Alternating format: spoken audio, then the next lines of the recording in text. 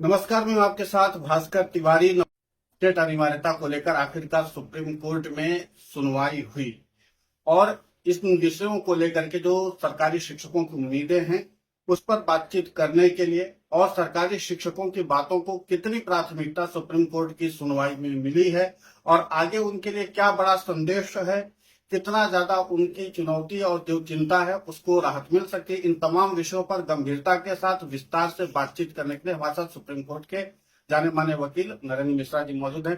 Sir, आपका बहुत बहुत स्वागत है। और सरकारी शिक्षकों के लिए क्या संदेश दिल्ली के सुप्रीम कोर्ट से आप भेजेंगे जो आपसे उम्मीद लगाए बैठे? देखिए, पहले तो सारे जो हमारे 25 लाख टीचर हैं और उनके सारे परिवार हैं जो 1 करोड़ के आसपास सब लोग मिलकर के, उनको मैं बधाई देता हूं कि आपने बड़े दृढ़ निश्चयता के साथ, आपने बड़े संवेदनशील मामले को जिस तरीके से गरिमा में पूर्ण तरीके से संयम बरतते हुए आपने किया है, सब आप लोग कृपा पात्र हैं और आप लोग धन्यवाद के लिए।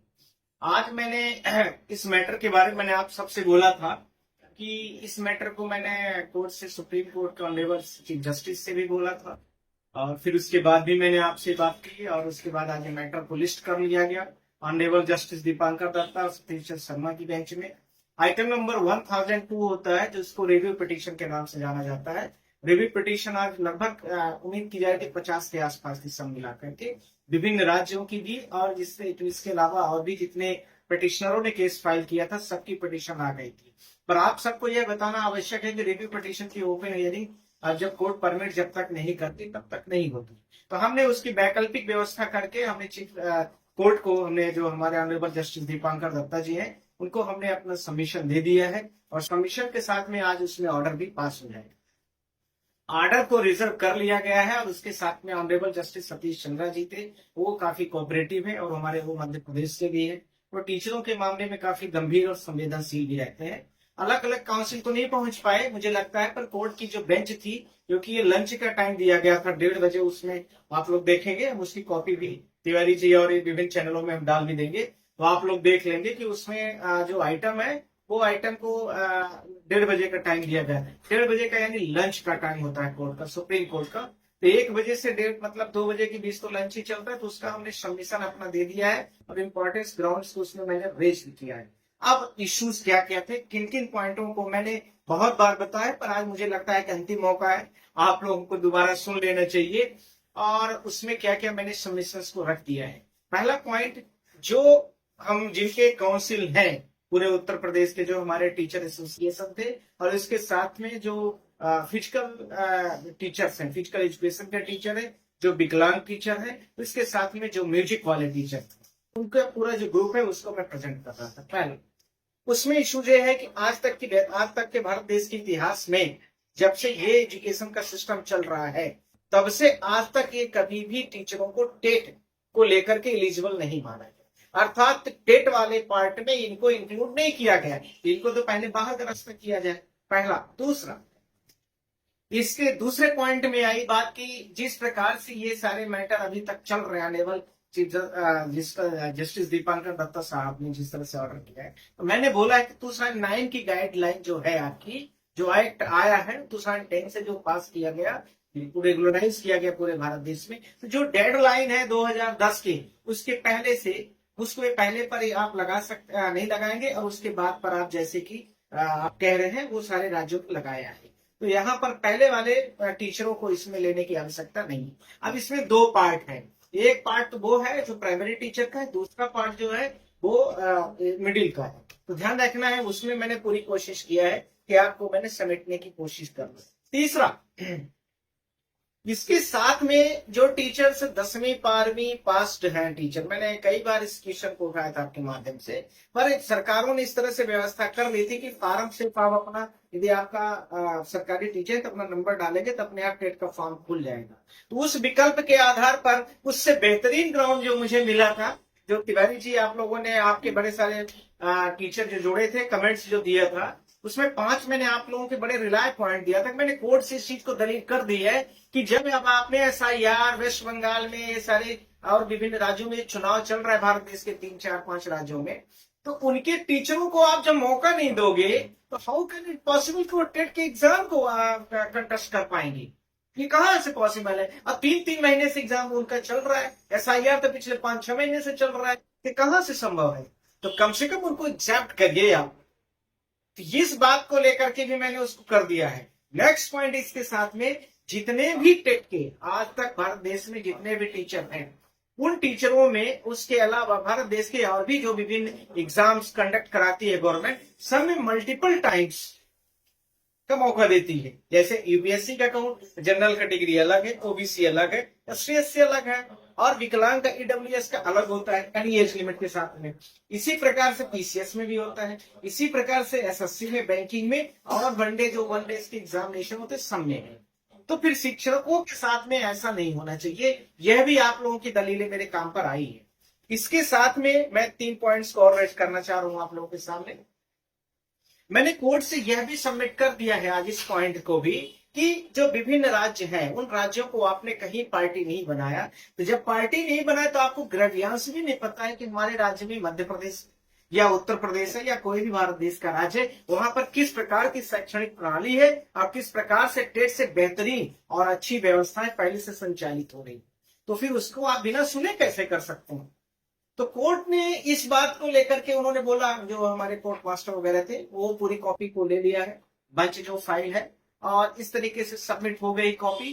तो कोर्ट ने इस बात को पूरी उम्मीद हो गई है। और जिस तरीके से कोर्ट ने इसके पहले भी बोला था कि हम इसको चीफ जस्टिस से भी बोले हैं कि इसको जो है तो आप बेंच को रिकमेंड कर दीजिए कोई और भी, और तो हो सकता है कि सुपर लीड कराना हो तो 5 बेंचों का, या नहीं तो रिव्यू में ओपन हियरिंग का। मुझे आज लग रहा है कि अब चांस आप सबके लिए मिल गया है और आप सब लोग बधाई के पात्र होंगे। पर जब तक ऑर्डर अपलोड नहीं हो जाता है तब तक अभी थोड़ा सा हम, क्योंकि कोर्ट में चैम्बर में ऑर्डर होता है तो अपने में डिसाइड करके ऑर्डर को करते हैं।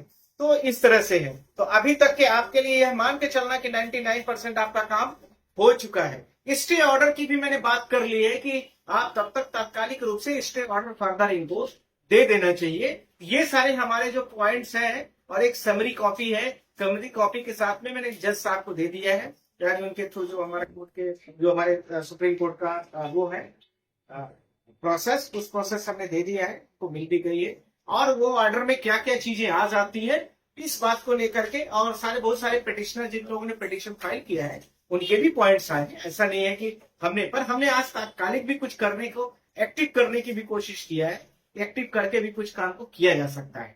बहुत सारे लोगों ने पिटिशन, से 50 पिटिशन आई है, बहुत सारे एसोसिएशन आए हैं, बहुत सारे राज्य भी आए हैं। तो जाहिर सी बात है उनके भी पिटिशनों में फैक्ट लिखे गए। पर हमने आज भी कुछ आप लोगों के लिए एक्टिवली तरीके से इस काम को किया है कि हमारे भारत देश के टीचर अच्छा काम करें। मैं यही उम्मीद करता हूँ, और अच्छी पढ़ाई करें, जिससे आप जो है तो भारत देश की नींव को और बेहतर बनाए। तैयार जी। सर, अगला प्रश्न यही है मेरा, जिस तरीके से पूरा सुनवाई का प्रकरण हुआ, तो यहाँ से सरकारी शिक्षकों को क्या एक उम्मीद लग गई है कि अब आगे उनके पक्ष को उतनी ही मजबूती, उतनी तटस्थता के साथ सुना जाएगा?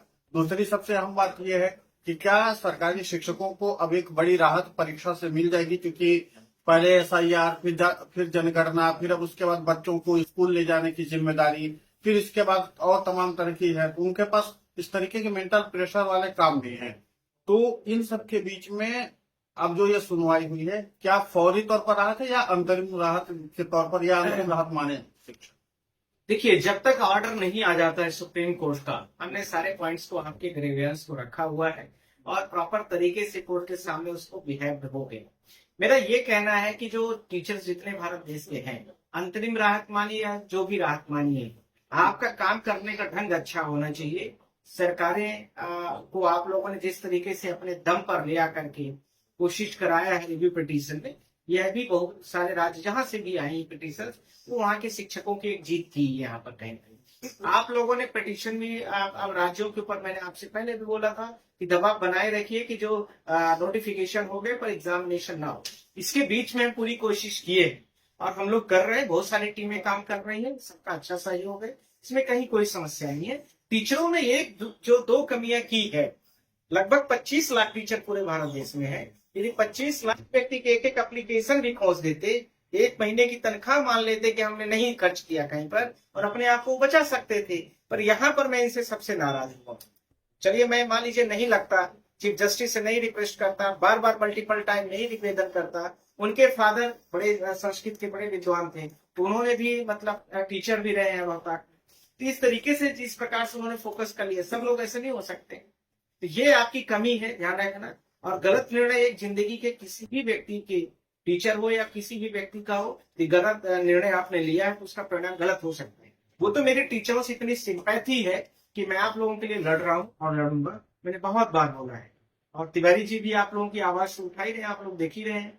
बार बार हमें आज कमेंट इतने सारे पढ़वा रहे थे कि सब लोग कहते कि सर को कह दो कि हमसे नाराजगी न जाहिर करे, हम लोगों का रोजी रोटी का सवाल है। ऐसा नहीं है, मेरी आपसे कोई नाराजगी नहीं है। मुझे जो कहना था मैंने कह दिया, वो पार्ट खत्म हो गया भाई। हम अपनी बातों पर कायम है। हमने आपसे पहले भी कमेंट किया था और अभी भी। जी, अब यहाँ से चुनौती आ गया शिक्षकों के लिए, क्या होने वाले? अगर अगली सुनवाई होगी तो कब तक होगी?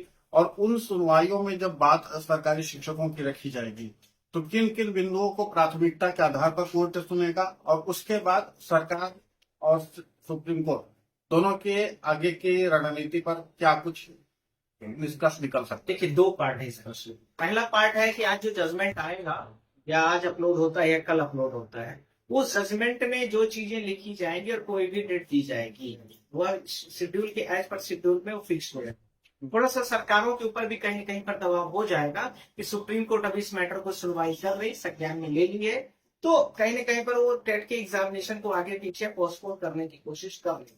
पर हम लोग इसके पीछे बहुत कुछ कर लेंगे। पहले आज का जजमेंट तो आने दीजिए आप तिवारी जी। आज तो आप बिल्कुल सुबह से ही शिक्षकों के पीछे लगे हुए हैं। तो तीसरी बात इसी के साथ में, जैसे ये सारी व्यवस्थाएं हो जाएंगी तो हम लोग इसमें कर लेंगे। तीसरी बात इसके साथ में यह है कि शिक्षक जितने भी हैं, मुझे लगता है कि उनको हम काफी राहत भरी सांस देंगे और उनकी नौकरी, उनका परिवार जीवन भर खुश रहे।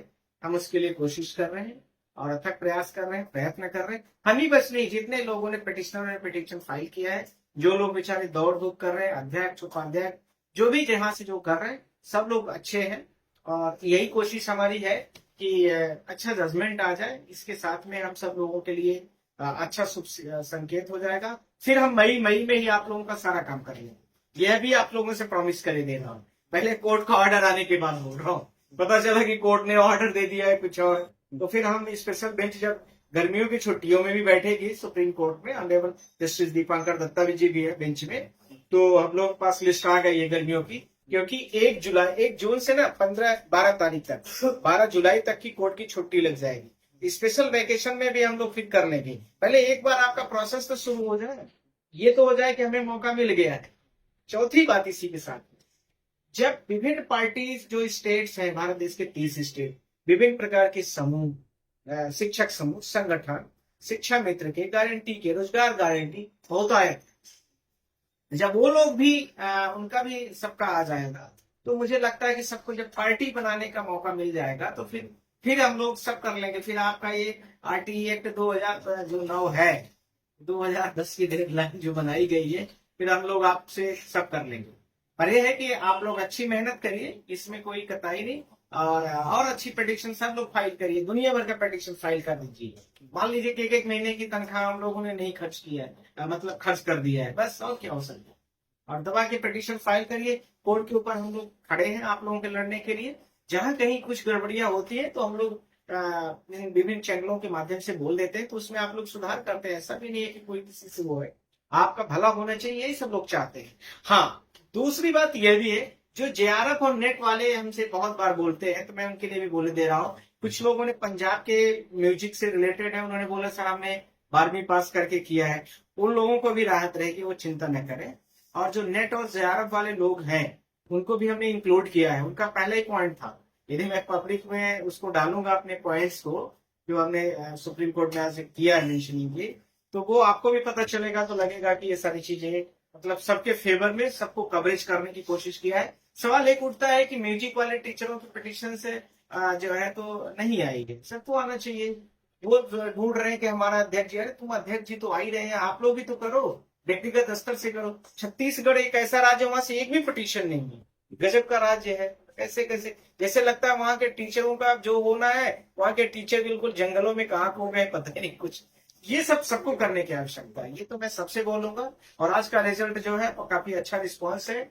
अभी तो बहुत सारे लोग बैठे भी होंगे, और मैं थोड़ा सा बीच में ही कोर्ट में मिल उड़ के काम कर दिया हूँ आप लोगों का, और कॉपी को भी सबमिट कर दिया हूँ। तो इस तरह से अभी तक की घटना है, और आप लोगों की बेहतरीन न्यूज होगी और अच्छा खबर होगी। ठीक है।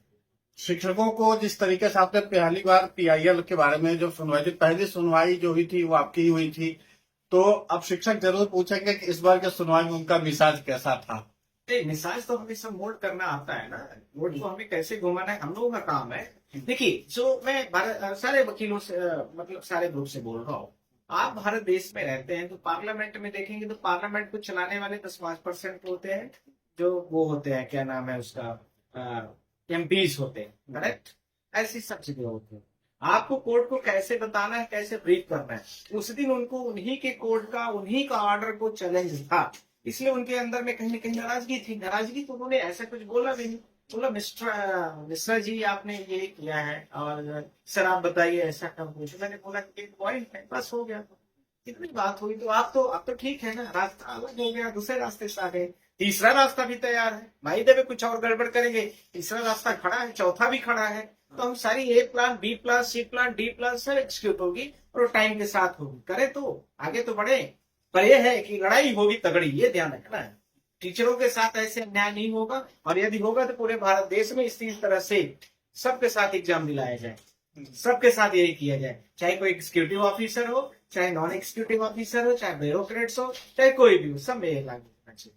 इसमें तो मामला फंसेगा ना, पार्शियली आप कैसे कर सकते हैं। आर्टिकल 14 कहता है इक्वलिटी बिफोर लॉ, हमारे साथ ये होगा तो इक्वलिटी बिफोर कहां ला रहेगी।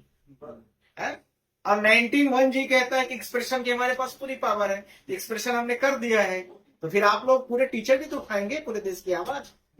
ये है, पर ये है कि आप लोग सब लोग जुड़ जाइए, जिससे ये रह रहे कि कोई भी हम लोग बातचीत करें तो आप लोगों के पास मैसेज आ जाए। सब लोग जुड़े रहे, जो लोग भी टीचर के साथ में खड़े हैं, जो भी चैनल्स हो, हमें नहीं जानते हैं कौन कहाँ है, पर जिनमें है सब लोग जुड़ जाएंगे। ठीक है। सर आखिरी सवाल एक और, वो बहुत सारी बातें हैं अभी और हम आगे सिलसिलेवार तरीके से चर्चाएं करते रहेंगे, लेकिन अंतिम सवाल शिक्षकों की ओर से यही है कि जो ये पूरी गतिविधि चली, अब पूरी गतिविधि में अगर कोर्ट का ऑर्डर आ जाता है और इस तरीके से जो ऑर्डर रिजर्व अभी रखा गया है, तो इस ऑर्डर के आने के बाद सरकारी शिक्षकों को जो है वो पहली तो स्टे की मांग होगी कि स्टे तुरंत लगाया जाए। तो क्या कोर्ट इस मामले पर स्टे तुरंत लगाएगा? एक तो पहली बात ये हो जाती है। दूसरी बात यह है कि जिन परिस्थितियों में भी शिक्षक घिरे हुए हैं, वो मैं बात कर लेता हूँ उत्तर भारत के लगभग सभी राज्य हैं ऐसे कि जो इस तरीके से घिरे हुए हैं। तो ऐसे में कोर्ट के वस्तु स्थिति से और सरकारों के जो कार्य प्रणाली, दोनों से आप लोग कैसे अवगत करा देंगे? जो अभी स्टे ऑर्डर की बात है, पहले तो ओपनिंग हियरिंग और नेक्स्ट डेट ऑफ हियरिंग हो जाए, इतना आ जाएगा, उसके बाद हम सब कर लेंगे। इसके बाद जब मैं इतने इस केस को यहाँ तक लेके आ सकता हूँ, तो आगे भी मैं करूंगा। आप लोग चिंता मत करिए, भरोसा रखिए, धैर्य रखिए, और जो ब्रीफिंग न्यूज है वो आप लोग ऑथेंटिक सोर्सेज से लीजिए। मैं यह भी कहूंगा, कोई क्या कहता है मुझे नहीं पता है, पर जो चीज मैं कहूंगा वो जेन्युइन होगी, सच होगी, ऑनेस्टी होगी, उसमें मिलावट की कोई बात नहीं होगी। बहुत सारे लोग बहुत तरीके से बात करते हैं, मैं ये नहीं जानता, पर सबका उद्देश्य एक ही है कि टीचरों का भला, किसी का ये पार्शियल नहीं है। यदि कोई किसी ने, मैंने दोबारा बोला कि किसी ने कुछ गड़बड़ बोला या कहा, मैं आप लोगों के सामने उस बात को रख दीजिए। हमारा उद्देश्य सिर्फ ये है कि आप लोगों का भला हो जाए, बस इतना ही उद्देश्य है। और जैसे ही कोर्ट की डेट मिल जाएगी, ओपन हियरिंग के लिए अलाउड होगा, उस दिन आप लोगों को स्टे ऑर्डर भी मिलेगा। उस दिन आप लोगों को जितने भी है, जब तक हियरिंग फाइनल नहीं हो जाती है, डेडलाइन पर हम सब लोग खड़े हो जाएंगे। पर यदि सारे 25 लाख टीचर आ जाएंगे, पूरे भारत देश के वकील भी तो खड़े हो जाएंगे, तो जगह भी नहीं रहेगी। जैसे आप कहेंगे कहां से हमने ऑर्डर पास कर दिया यार टीचरों को लेकर के, तो आप लोगों के लिए भी बेनिफिट होगा। इस आई एम सेइंग देयर कि मतलब जितने भी लोग हैं सब लोग जुड़े रहे, और ग्रुप के साथ में सिंगल भी है, सब तरह से केस लड़े। मान लेना एक महीने की तनख्वाह हमारी चली गई, और क्या है, बच जाएगी तो जिंदगी भर की जॉब सिक्योर है, और नहीं बचेगी तो जैसे परेशान है वो तो मैं आप लोग इतना डांट के बोलता गया कि पिटीशन फाइल करो, पिटीशन फाइल करो, किसी तरह से 40-50 आई। आज मुझे लग रहा था कि 85 है, उस दिन मैंने देखा था तो 2-4 थी। चलिए ठीक है, कम से कम कुछ देर बढ़ रही है। अच्छा, कुछ डिफेक्ट में भी गई है या लगभग सब सही थी? कुछ डिफेक्ट डिफेक्ट तो अभी आ रही है बहुत सारे, हमने सबको टैग कर दिया, वो इश्यू नहीं। वो सब लग जाएंगे, एक साथ में आ जाएंगे और आपका बेहतरीन जवाब आएगा। आप चिंता मत करिए, आपने कोर्ट का नॉर्मल मूड कर लिया है, कोर्ट को हम आगे कैसे डाइवर्ट करना है वो भी हम कर लेंगे, वो हमारा पार्ट है। आप लोग चिंता मत करिए। तो बिल्कुल सरकारी शिक्षकों के लिए सुप्रीम कोर्ट से सर जिस तरीके से बात कर रहे हैं, एक तरह से कह सकते हो कि आपको राहत भरी खबर है, आपका ऑर्डर रिजर्व रखा गया है, जिसका मतलब है कि सकारात्मक संकेत है और आपको राहत मिलेगी। दूसरी बात है कि सर ने बिल्कुल फूंक भी दिया है कि आप लोगों को एक साथ एक मंच पर आना है। आप अपने तरीके से भी आ सकते हैं, व्यक्तिगत भी आ सकते हैं, ग्रुप बनाकर भी आ सकते हैं, एक लीगल टीम बना के भी आ सकते हैं, संगठन बना करके भी आ सकते जैसे हैं। मन हो वैसे है, जैसे मन हो वैसे आइए। 25 लाख पिटीशन होनी चाहिए। सरकार सुप्रीम कोर्ट का दोनों का दरवाजा खुला हुआ है, आपको उसका लाभ लेना है, अपने तरीके से काम करना है, अपने तरीके से कीजिए, संगठन के तरीके से करना तो वो भी कर लीजिए। लेकिन सर ने बताया है कि जब एकता होती है तो जीत का रास्ता भी उतनी ही आसानी से खुलता है। जाहिर सी बात है कि एकता में शक्ति तो होती ही है। फिलहाल आपके लिए इतना महत्वपूर्ण बात आई सामने और इस सब के बीच में जो बातें निकली हैं वो जाहिर सी बात है सुखद है। सर आपने इतना व्यस्ततम समय में से थोड़ा सा समय हमारे लिए भी निकाला, शिक्षकों के लिए निकाला। तो तिवारी, सुबह से आप मुझे तीसरी बार समय लिया है आपने, ये कहकर ये आपकी कला है। चलिए, थैंक यू, आपको बहुत बहुत शुक्रिया, थैंक यू।